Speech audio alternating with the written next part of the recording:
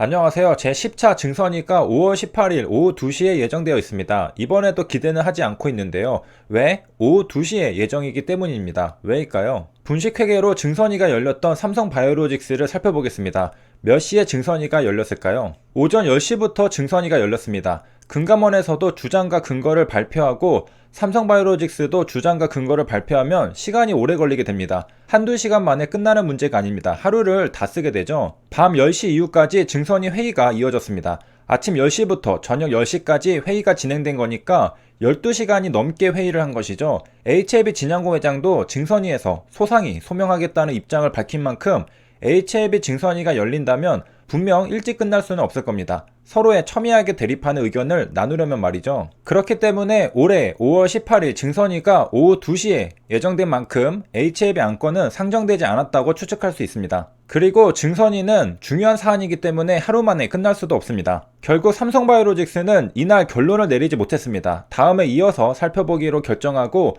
끝낸 것이죠. 그만큼 증선위가 한번 열리면 시간을 많이 잡아먹습니다. 정리하면 오후 2시에 이번 증선위가 열린다고 합니다. 그러니까 오전 10시에 열렸던 삼성바이오로직스 증선위와는 시간 차이가 존재합니다. 그렇기 때문에 HLB 증선위가 아니라 간단한 사안들에 대한 증선위라고 추측해 볼 수 있습니다. 만약 HLB 증선이라면 삼성바이오로직스처럼 아침 10시부터 증선위를 열지 않을까 생각할 수 있는 것이죠. 증선위는 하루아침에 끝나지 않습니다. 6월 20일에 12시간에 걸쳐 회의를 하고 미뤄진 뒤에도 여러 번 증선위를 예상합니다. 다음 증선이 7월 4일에 열릴 회의에서도 결론이 나지 않는다면 임시회의를 열어 7월 중순까지 삼성바이오로직스 안건을 마무리할 것으로 증선위가 말했습니다. 시간이 꽤 걸리는 회의라는 것입니다. 결국 3반은 4조 5천억 원 규모의 분식회계를 했다고 증선위에서 의결이 나왔습니다. 의결은 의논하여 결정하는 것을 말합니다. 레솔루션이죠. 어떠한 문제에 대해 찬성하는 의결은 가결이라고 하고 반대하는 의결은 부결이라고 합니다. 3반은 증선위 결정에 동의할 수 없어서 결국 재판까지 갔습니다. 한국은 3권 분립입니다. 의회는 입법을 하고 행정을 하고 사법은 판결을 내려줍니다. 삼성바이오로직스는 행정부의 증선위 결정이 마음에 들지 않자 사법으로 넘어간 것입니다. 행정부, 금융당국 증선위의 결정이 마음에 안 드니 사법부에서 다시 판단을 좀 내려주셔 하는 거죠. 3반은 무슨 문제였던 걸까요? 기업이 신사업에 진출하는 방법은 크게 두 가지가 있습니다. 자회사로 새로운 회사를 만들거나 다른 회사와 협업을 합니다. 그리고 영향력을 미칠 수 있어야 하기 때문에 지분 투자가 들어가게 됩니다. 지분이 20%에서 50%는 관계회사이고 50% 이상이면 종속회사입니다. 관계기업이냐 종속기업이냐에 따라 재무제표에 기록되는 방법이 다릅니다. 관계기업은 지분법이 적용됩니다. 투자한 금액만큼 장부에 기록하는 것이죠. 상장기업의 경우 주가로 가치를 측정하고 비상장 기업의 경우 가치평가를 해서 가치를 측정합니다. 3바의 문제는 비상장 에피스가 종속기업에서 관계기업으로 변경되면서 당시 평가받던 에피스의 4조 5천억 원의 가치가 지분법으로 평가되어 삼성바이오로직스 재무제표에 찍히게 되면서 문제가 생겼던 것이죠. 삼성바이오로직스 분식회계 사안은 관계기업과 종속기업의 분류에서 발생했습니다. 2012년도 3반은 바이오젠과 에피스를 설립했습니다. 3반은 85% 지분을 가지고 바이오젠이 15% 지분을 보유했습니다. 바이오젠은 향후 50%-1주까지 지분을 살 수 있는 콜옵션을 확보했습니다. 에피스가 종속기업이냐 관계기업이냐 다툼이 있었는데요. 금감원은 바이오젠의 콜옵션을 근거로 들었습니다. 금감원의 입장은 3바가 에피스를 종속기업이 아닌 관계기업으로 회계 처리해야 한다고 주장한 겁니다. 문제는 3바가 처음부터 관계기업으로 분류한 게 아니라 중간에 종속기업이었다가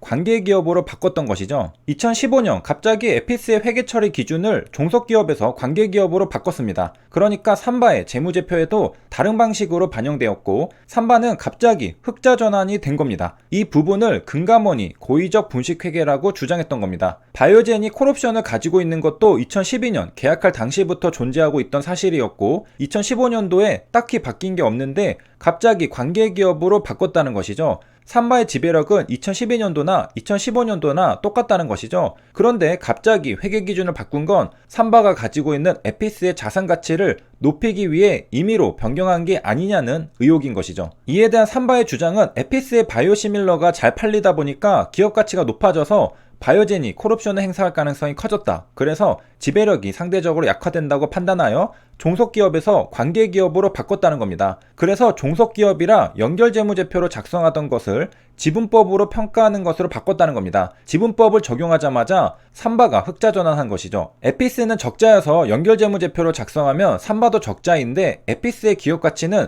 4조 5천억 원대니까 지분법으로 작성하면 이 4조 5천억 원의 지분가치가 지분율만큼 반영되니까 삼바는 곧장 흑자전환한 겁니다. 관계기업에 대해 HLB를 예시로 들어 살펴보겠습니다. HLB의 관계기업은 세 곳입니다. 바다중공업, 현대요트, HLB생명과학이죠. 각각 지분율이 29%, 39%, 18%로 지분율이 20%에서 50% 사이니까 관계기업이란 걸 알 수 있습니다. 다만 HLB생명과학은 지분율이 20% 미만임에도 유의적인 영향력을 행사할 수 있어 관계기업으로 분류하였습니다. 방금 우리가 공부했듯이 관계기업 투자 주식의 평가 방법은 지분법입니다. 지분율만큼 계산하는 것이죠. 작년 말 관계기업 투자 주식은 1,000억 원어치를 가지고 있습니다. 관계기업 투자 주식은 1년 안에 사고 팔거나 할 게 아니기 때문에 비유동 자산으로 분류합니다. 관계기업 투자 주식 1,000억 원어치는 여기 기말금액의 숫자와 같습니다. 어떻게 계산되어 나온 것이냐? 재작년에 관계기업 투자 주식의 가치에서 변동분을 더하거나 빼면 기말금액 1,000억 원이 나옵니다. HLB는 지분법 손익이 100억 원이 마이너스가 나섰습니다. 그래서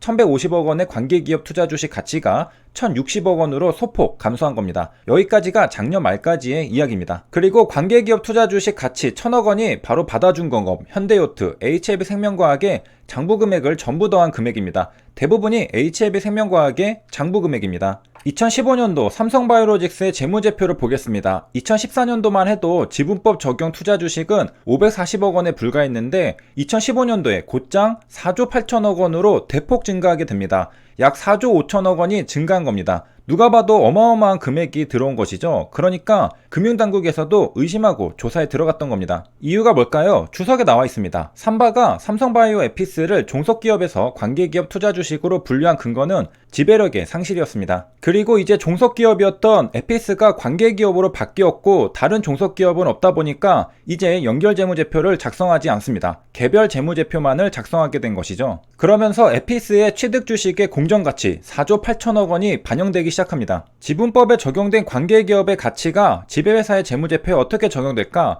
A라는 지배기업이 B라는 관계기업의 지분을 20% 가지고 있다고 하겠습니다. 20%에서 50%의 지분을 가지고 있으니까 관계기업이 맞죠? B기업의 가치는 1,000억 원입니다. 그러면 지분의 20%만큼 200억 원을 재무상태표에 기록하게 됩니다. 지분만을 기록하는 겁니다. 세 줄 요약입니다. 삼성바이오로직스의 증선위는 아침 10시부터 열렸습니다. 올해 5월 18일 증선위는 오후 2시에 열립니다. HLB 안건을 다루기에는 시간이 촉박하죠. 따라서 이번에 HLB 안건은 증선위에 상정되지 않았을 가능성이 높다고 보여집니다. 여기까지 시청해주셔서 감사합니다.